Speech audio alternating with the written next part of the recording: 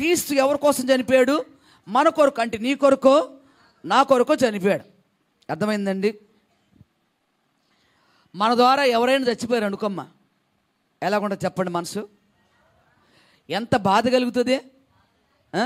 ఇప్పుడు ఉదాహరణకి మనం శరీరంతో చేతులతో కాకోకుండా ఈ వాహనాలు తోలుకొని జీవనోపాధి కోసం బ్రతికేటువంటి బిడ్డలు ఉన్నారు. మరి బస్సులే కానీ, లారీలే కానీ, ఆటోలే కానీ, కారులే కానీ, ట్రైన్లే కానీ, మరి ఫ్లైట్ నడిపేటువంటి వాళ్ళు చచ్చిపోతారు పాపం. ఏదైనా యాక్సిడెంట్ అయితే వాళ్ళు చంపాలని చేయరు, కానీ వారు చనిపోతారు ఏదో యాక్సిడెంట్లో వరకు వాహనాలు దరికి. అప్పుడు వాళ్ళ మనసుకి ఎంత బాధ కలుగుతుంది? అయ్యో అని చెప్పేసి బాధ కలుగుతుంది. అవునా? అయ్యో అనవసరంగా ఇలా చేశాను, అనవసరం, కొంచెం ఆడ తప్పిస్తే బాగుండేది, కొంచెం ఆడ తప్పుకుంటే బాగుండేది, కొంచెం ఇట్లయితే బాగుండే, అటు బ్రతికేవాడే అని చెప్పేసి ఏమనిపిస్తుంది? అలాగా వాళ్ళ వాహనం కింద పడి చనిపోయిన వాళ్ళని బట్టి ఎంతో బాధపడతారు. అవునా? అర్థమవుతుందా? కానీ నీ కొరకు ఏం చేశాడంట ఆయన? నీ కొరకు నా కొరకు చనిపోయాడంట. నీ కొరకు నా కొరకు ఏం చేశాడు? ఆయన చనిపోయాడు. ప్రభువుకు మహిమ కలుగునుగా.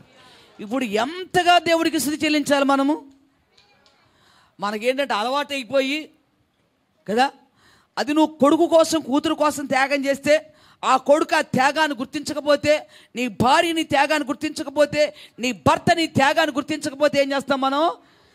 ఎంత బాధో, ఎంత వేదన పడతామో. నన్ను గుర్తించలేదు, నాకు రావాల్సిన విలువ, నాకు రావాల్సిన ప్రేమ, నాకు చెందవలసిన ఘనత నాకేమాత్రం కూడా దొరకలేదు అని చెప్పేసి, ఆ కుటుంబంలో నాకు విలువ దొరకలేదు, నా భర్త ఎదురు నాకు దొరకలేదు, నా భార్య ఎదురు దొరకలేదు, నా బిడ్డల ఎదురు నాకు దొరకలేదు అని చెప్పేసి బాధపడతాం. ఈ దేవుడు కూడా ఏం చేస్తాడు? నీ కోసం నా కోసం ఏం చేశాడంటే ఆయన చనిపోయాడు, ప్రాణం పెట్టాడు.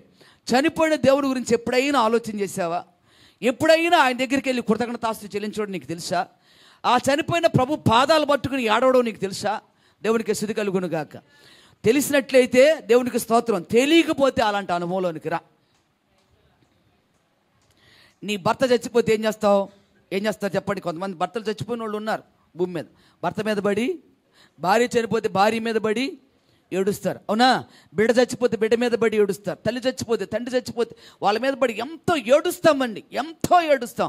ఆ దుఃఖము తీరనిది, ఆ దుఃఖం తీరనిది. వృద్ధులుగా వెళ్ళిపోతే అది వేరే సంగతి. వృద్ధులు అయిపోయిన, ఇప్పుడు మా అమ్మ వృద్ధురాలై వెళ్ళిపోయింది, అయినా గుర్తు చేసుకుంటానే ఉంటాం. అప్పుడప్పుడు ఏం చేస్తాం? గుర్తు చేసుకుంటూ ఉంటాం. అవును, అందరూ మేమనే కాదండి, అందరూ గుర్తు చేసుకుంటారు. ఇంకా బిడ్డలు చనిపోయినా ఆ తల్లి మర్చిపోదు, తండ్రి మర్చిపోడు. యవ్వన కాలంలో భర్త చచ్చిపోతే ఆ స్త్రీ మర్చిపోదు. దేవునికి స్తుతి కలుగును గాక. పురుషుడు భార్య చనిపోతే కొంతమంది ఏం చేస్తారు? వివాహాలు చేసుకుని వారు ఆ భార్యని మర్చిపోరు. ఆ భార్య వివాహం చేసుకుంటే అది వేరే సంగతి. దేవునికి స్తుతి కలుగును గాక.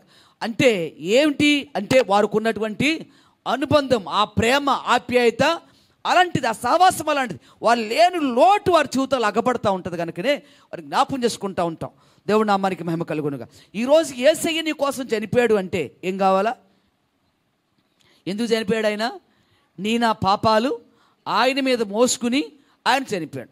మన పాపాల నిమిత్తం ఆయన ప్రాయశ్చిత్తమయ్యాడు. నీ పాపాల నిమిత్తం ఆయన ప్రాయశ్చిత్తమయ్యాడు.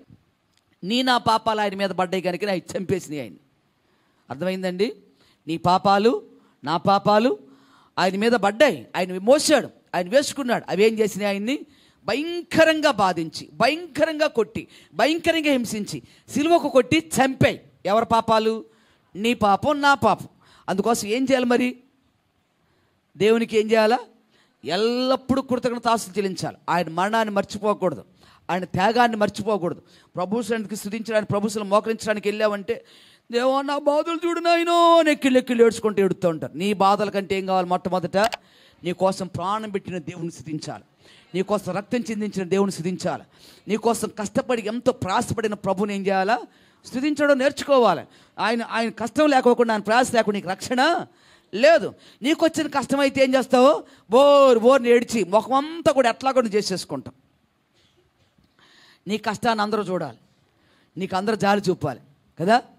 నీ ప్రయాసం అందరూ జాలి చూపాలి. నీ భర్త జాలి చూపాలి, నీ భార్య జాలి చూపాలి, నీ ఇంట్లో వాళ్ళు, ఈదులో వాళ్ళు, సంఘంలో వాళ్ళు, పాస్టమ్మ అందరూ జాలి చూపాలి. అందరూ అయ్యో అనుకోవాలి, అందరూ ఓదార్చాలి, అందరూ ఆదరించాలి. అలా పట్టించుకోకపోతే నేను పట్టించుకుందా ఏంటి? మా ఏమైనా పట్టించుకున్నాడు? మా ఆయన, మా ఆవిడ పట్టించుకుందా? మా పిల్లలు పట్టించుకున్నారా? సంఘం ఏమైనా పట్టించుకుందా? పాస్టమ్ ఏమన్నా మమ్మల్ని పట్టించుకుందా? అని చెప్పేసి బాధపడతారు. ప్రభు నీ కోసం చనిపోతే చెప్పండి, పాపములో ఉన్నవాడు పట్టించుకోడు, పాపములో ఉన్నవాళ్ళు పట్టించుకోరు. ఆయన యందు నిలిచి ఉన్నవారు ఆయన తట్టు చూడకుండా ఉండరు. దేవునికి స్థితి కలుగును కాక. ఆయన యందు నిలిచి ఉన్నవాడు పాపము చేయడం. కనుక దేవుడు ఏం చేశాడంటే చెప్పండి, మన కోసం ఆయన మరణించాడు, మన కోసం ఆయన మరణించాడు. ఆయన ఏం చేశాడు, చనిపోయి ఆయన రక్తాన్ని చిందించాడు మన కోసం. ఆ రక్తం ఏం చేస్తుందంటే ఇప్పుడు మనల్ని నీతిమంతులుగా తీర్చింది. ప్రభువుకు మహిమ కలుగును గాక.